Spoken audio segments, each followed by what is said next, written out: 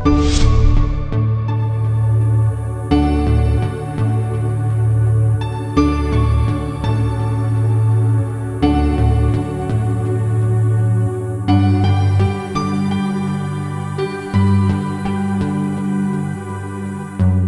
கால அதிமுக ஆட்சியில் இந்த அடிப்படை கட்டமைப்பு வசதிகள் வேளச்சேரியில் பெருசாக எதுவும் மேம்படுத்தப்படலை.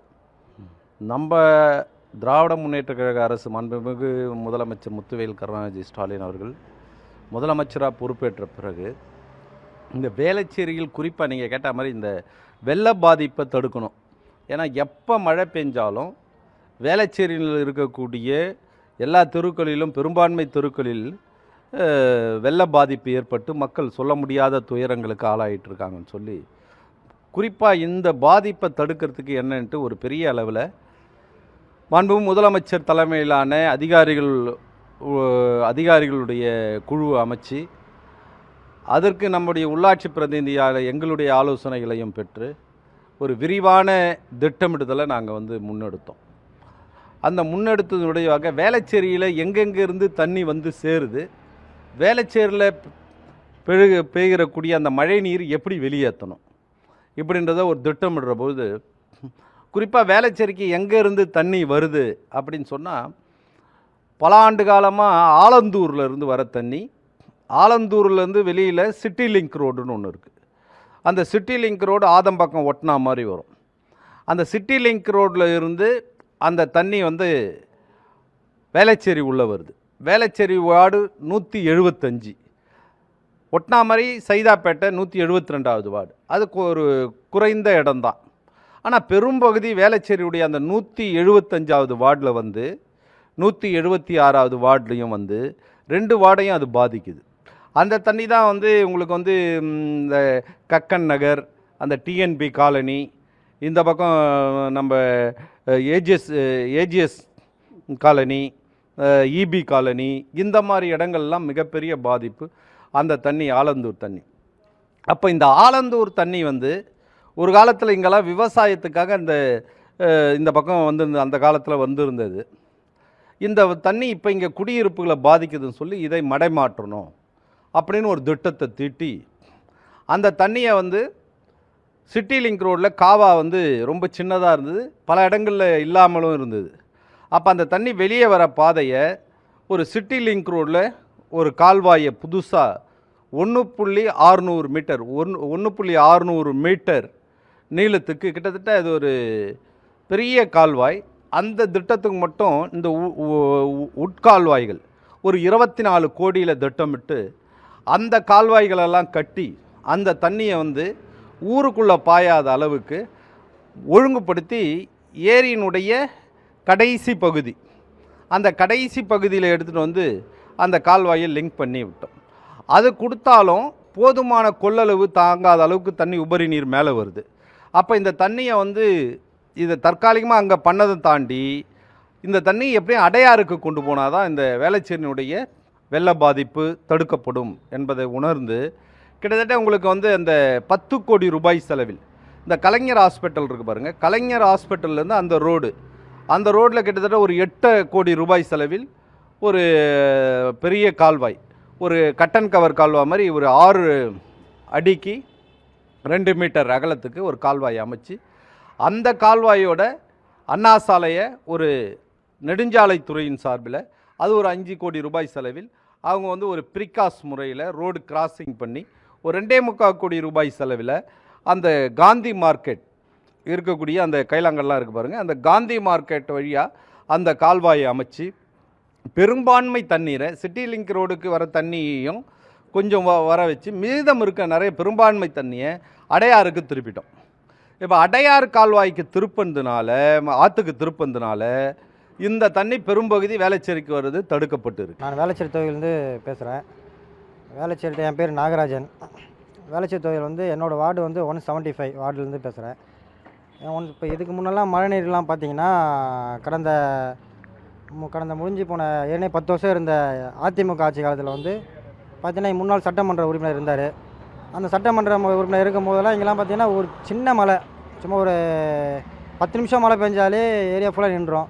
இந்த சரௌண்டிங் இந்த பக்கம் பேபி நகர் சைட்லாம் போனீங்கன்னா படகு தான் ஃபுல்லாக. படகு வச்சா தான் அந்த பக்கத்தில் போய் மக்கள்லாம் பார்க்க முடியும். இன்றைக்கி பார்த்தீங்கன்னா இப்போ இந்த 5 வருஷம் ஆட்சியில் டிஎம்கே போயிட்டுருக்கு. அந்த டிஎம்கே ஆட்சியில் பார்த்தீங்கன்னா மழைநீர் கால்வாய் பார்த்தீங்கன்னா எல்லாத்துலேயும் நடந்துகிட்ருக்கு. அது உங்களுக்கே தெரியும். எல்லா ஃபுல்லாக பப்ளிக்லாம் தெரியும். ஒரு சின்ன கால்வாய் போடுறாங்க. அந்த 175 வார்டில் பார்த்தீங்கன்னா டிஎன்ஹெச்பி காலனி வந்து ஏரிக்கரையிலேருந்து இந்த லாஸ்ட் வரைக்கும் பெரிய காவா போட்டு அது போயிட்டுருக்கு. சின்ன சின்ன குறுகல் சந்தெல்லாம் வந்து என்ன பண்ணுறாங்கனாக்கா அது உள்ளே வந்து காவா மாதிரி போட்டு பழுப்பு லைன் கொடுத்து ஒரு சின்ன சின்ன சந்தெல்லாம் வந்து பெரிய காவா போட முடியாது. அந்த கருத்தெல்லாம் வந்து பார்த்திங்கன்னா சின்ன சின்ன பழுப்பை போட்டு அப்படி எடுத்துகிட்டு வந்து இப்போ ஒரு மழை இப்போ லைட்டாக கொஞ்சம் மழை பெஞ்சுது. இப்போ ஒரு 20 நாளைக்கு முன்னாடி அந்த மழை பெஞ்சாலே தெரு ஃபுல்லாக நிற்கும். ஒரு சொட்டு தண்ணி கூட இப்போ தண்ணி நிற்க வாய்ப்பு இல்லை. ரெண்டாவது பார்த்தீங்கன்னா இந்த வார்டு பொறுத்த வரைக்கும் ரேஷன் கடை தொல்லை. ரேஷன் கடையே இருக்காது. இப்போ ரேஷன் கடைலாம் பார்த்தீங்கன்னா இப்போ டிஎன்ஹெச்பி காலனியில் 2 ரேஷன் கடை வந்திருக்கு. அப்போ நேரு நகரில் பார்த்தீங்கன்னா 2 ரேஷன் கடை வந்திருக்கு. அம்பேத்கர் நகரில் பார்த்தீங்கன்னா அங்கே ஒரு 2 ரேஷன் கடை வந்திருக்கு. அப்போ சமுதாய நல கூட ஒன்று பண்ணியிருக்காங்க. அதுக்கப்புறம் இப்போ கூட ஒரு சின்ன மண்டபம் ஒன்று ஓப்பன் பண்ணாங்க. அதேமாரி நல்லா போயிட்டுருக்கு. இந்த ஆட்சி நல்லா போயிட்டுருக்கு. அடுத்தது திமுக தான் வரும்னு என்னோட விருப்பத்தோடு நான் சொல்கிறேன். இப்போ ஃபஸ்ட்டு வந்து மழைநீர் தான் பிரச்சனையாக இருக்கும். குடிநீர்லாம் பார்த்தீங்கன்னா இங்கெல்லாம் பிரச்சனையே இருக்காது. குடிநீர்லாம் எப்போவுமே சின்ன சின்ன ப்ராப்ளம் வரும். இப்போ அந்த நிப்பாட்டி கூட அந்த இது கூட பழுப்பு கூட மாற்றினாங்க. இப்போ லேட்டஸ்ட்டாக ஒரு 10 நாளைக்கு முன்னே கூட இங்கே எப்போவுமே குடிநீர் தட்டுப்பாடுலாம் வராது. எப்போவுமே இதெல்லாம் வராது. மழைநீர் தான். வெள்ளச்சேரி தான் சொல்லுவாங்க. அதனால் இப்போ பார்த்தீங்கன்னா இப்போ எல்லாத்துலேயும் காவா. நீங்களே அப்படியே நீங்கள் சுற்றி அப்படி போனீங்கன்னா இப்போ கூட டிஎன்ஹெச்பி காலனி அப்படியே அந்த பக்கம் போங்க. இப்போ வேலை நடந்துட்டு தான் இருக்குது. அதனாலே மக்கள் வந்து கொஞ்சம் நல்லா போயிட்டுருக்கு. என் வார்டில் வந்து 10 ஆண்டு காலங்களாக நிறையா புதைக்கப்பட்டு அப்படி அப்படியே கிடந்ததை இன்றைக்கி வந்து மாமன்ற உறுப்பினர் தேர்ந்தெடுத்த மக்களுக்கு இன்றைக்கி நிறைய செஞ்சு கொடுத்துருக்கோம். என்னென்னு கேட்டிங்கன்னா மழைநீர் காவா வந்து அப்போல்லாம் தண்ணி ஒரு வாரம் நிற்கும். லைட்டாக மழை பெஞ்சால் கூட ஒரு வாரம் நிற்கும். இப்போல்லாம் 1 hour கூட நிற்காது. அந்தளவுக்கு மழைநீர் காவா போட்டு கொடுத்துருக்கோம்.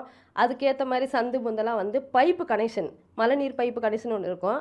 அதை போட்டு கொடுத்து இன்றைக்கி ஒரு இடத்துல கூட எந்த இடத்துலையுமே தண்ணி நிற்காத அளவுக்கு பண்ணி கொடுத்துருக்கோம். இதுவே நிறைய திட்டங்கள்லாம் என்ன இருக்குது. ரேஷன் கடைலாம் வந்து கொண்டு வந்து கொடுத்துருக்கோம். 9 ரேஷன் கடை 12 ரேஷன் கடை கொண்டு வந்து கொடுத்துருக்கோம். மக்களுக்கு எங்கேயும் போய் லைனில் நிற்பாங்க முன்னாடிலாம். இப்போ அதெல்லாம் கிடையாது. போனோன்னே பொருளெல்லாம் வாங்கிட்டு வந்துடுறாங்க.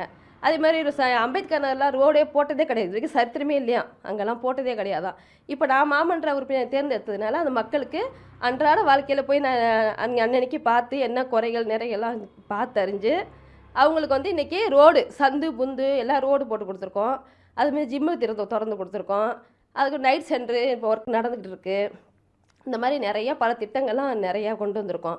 அதே மாதிரி ஹவுசிங் போர்ட்லேயும் நிறைய பண்ணியிருக்கோம். இது வரைக்கும் யாரும் பண்ண முடியாதது முன்னெல்லாம் 10 வருஷ காலமாக எல்லாம் புதைச்சி போட்டு இருந்ததெல்லாம் இன்றைக்கி எடுத்து இன்றைக்கி நடத்தி பண்ணி கொடுத்துருக்கோம். அதே மாதிரி பள்ளிக்கூடமாக இருக்கட்டும், அது இன்றைக்கி பண்ணி கொண்டு வந்து கொடுத்துருக்கோம். அப்புறமேட்டு ரோடெல்லாம் முன்னாடி தான் அது இல்லாமல் இருந்தது, அதையும் பண்ணி கொடுத்துருக்கோம். இன்னைக்கு ஸ்ட்ரீட் லைட்டு இன்றைக்கி வந்து 250 லைட்டுக்கிட்ட ஹவுசிங் போர்டு மட்டுமே பண்ணி கொடுத்துருக்கோம். அதுவே இன்றைக்கி நல்ல பேராக இருக்குது. எங்கேயுமே இருட்டே கிடையாது. எல்லா இடத்துலையும் வெளிச்சமாக தான் இருக்குது. அதனால நிறைய செஞ்சுருக்கோம். இன்னமும் நிறைய செய்ய தயாராக இருக்கும். பாதுகாப்பு எப்படி இருக்கு? பெண்களுக்கு இன்னும் கேட்டால் அம்பேத்கர் எல்லாம் முன்னாடி பாதுகாப்பே கிடையாது. அதாவது அப்பன் புள்ள எல்லாம் சண்டை போட்டு நிறைய பிரச்சனை நடக்கும். இப்போ அதில் போலீஸ் ஸ்டேஷன் ஒன்று உள்ளே கொண்டு வந்திருக்கோம். அதில் வந்ததுலேருந்து இப்போ அந்த மாதிரி எதுவுமே கிடையாது. நைட்டு 12 மணி ஆனாலும் 1 மணி ஆனாலும் இப்போ பொம்பளை பசங்க நல்லா போயிட்டு தைரியமாக வராங்க. நானே இப்போ தைரியமாக போகிறேன் அந்த ஏரியாவுக்குள்ளே. நான் ஒரு ஆளுமே போவோம். நானே ஏஇ சார் இந்த மாதிரி போய் மக்கள் குறைகள்லாம் தீர்த்து கொண்டு வந்து இன்றைக்கி செஞ்சு கொடுத்துட்ருக்கோம். பெண்களுக்கு நல்ல பாதுகாப்பு தான். இன்றைக்கி கேட்டால் காலை உணவு திட்டம் இருக்குது. அதில் இன்றைக்கி 15 பெண்கள் பயனடைகிறாங்க. அதில் வந்து பெண்கள், அதாவது கணவர்களால் கைவிடப்பட்டவங்க, அவங்களெல்லாம் தேர்ந்தெடுத்து இன்றைக்கி காலை உணவு திட்டத்தில் 12 பெண்கள் வந்து இன்றைக்கி பயனடைஞ்சிட்டு இருக்காங்க. போக்குவரத்து நெரிசலில் இது வரைக்கும் நல்லா தான் போய்கிட்டு இருக்கு. கக்கநகர் இதெல்லாம் வந்து ரோடு போடாமல் மேடும் பள்ளமாக இருந்தது. இன்றைக்கி வந்து கக்கநகர்லேயே வந்து தண்ணி வராமல் இருந்தது. கக்கநகர்லேருந்து தண்ணி வரணும், அம்பேத்கருக்கு தண்ணி வராமல் இருந்தது. இன்றைக்கி அதில் ஒரு பைப் லைன் போட்டு கொடுத்து அது வந்து பயன்பாட்டுக்கு இன்றைக்கி கொண்டு வந்து கொடுத்துருக்கோம். எதனால வந்து முன்னாடி இருந்தது மேடும் பள்ளமாக இருந்தது. இப்போ நல்லா ரோடு போட்டு நல்லா பக்காவாக பண்ணி கொடுத்துருக்கோம். நல்லா இருக்குது ரோடு. கக்கநகர் பிரிட்ஜெலாம் முன்னாடிலாம் போக முடியாது. இப்போல்லாம் ரோடு சூப்பராக இருக்குது. மக்கள்கிட்ட கேட்டாவே சொல்லுவாங்க ரோடு நல்லா இருக்குது அப்படின்ட்டு. இது ஹவுசிங் போர்டெலாம் பார்த்தீங்கன்னா முன்னாடி வந்து லாரி தான் தண்ணி ஓடணும், குடத்துல தான் பிடிப்பாங்க தண்ணி. அதாவது அன்றாட வேலைக்கு போகிற மக்கள்லாம் என்ன ஆகும்னா அவஸ்தைப்படுவாங்க, தண்ணி பிடிக்க முடியாது. அதனால் ரொம்ப கஷ்டப்படுவாங்க. இப்போ அவங்களுக்காக வந்து நாங்கள் லைனே கொடுத்துட்டோம். லைன் கொடுத்து இப்போ அவங்க வீட்டிலே குடம் வச்சு தண்ணி நல்லா பிடிக்கிறாங்க. அம்பேத்கர் நகர்னாலேயும் அதே மாதிரி தான். முன்ன வேலைக்கு போகும்போது சொல்லுவாங்க, மேடம் இந்த மாதிரி நாங்கள் வேலைக்கு போயிடுவோம், எங்களுக்கு தண்ணி கிடைக்க மாட்டேங்குது, நாங்கள் லாரி வரும்போது பிடிக்க முடியலை அப்படின்னு சொல்லுவாங்க. இப்போ பார்த்தா தண்ணி அவங்க வீட்டுக்கு வீடு தண்ணி வருது. அந்த கனெக்ஷனையும் பண்ணி கொடுத்துருக்கோம் அம்பேத்கர் நகருக்கு.